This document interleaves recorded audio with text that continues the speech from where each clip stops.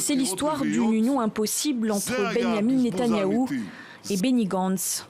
En avril dernier pourtant, en pleine pandémie de Covid-19, les deux rivaux décident d'enterrer provisoirement la hache de guerre. Les sourires sont sortis, même si sans doute un peu forcés.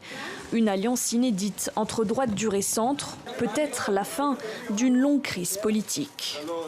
Après 11 ans de règne, en tant que Premier ministre, vous avez accepté la décision des électeurs et décidé de partager avec mes partenaires et moi le leadership. C'est une décision courageuse et importante.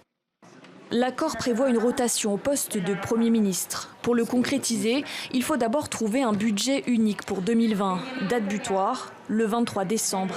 Mais rien ne se passe comme prévu. Incapables de trouver un terrain d'entente, les deux leaders s'invectivent par médias interposés.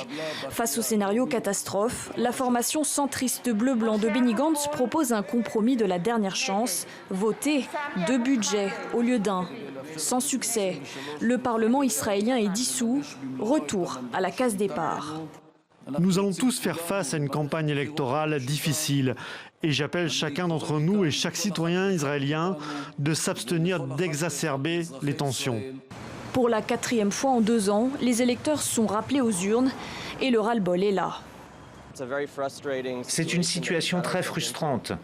Nos dirigeants ne font pas ce qu'ils sont censés faire, c'est-à-dire prendre soin de leurs citoyens.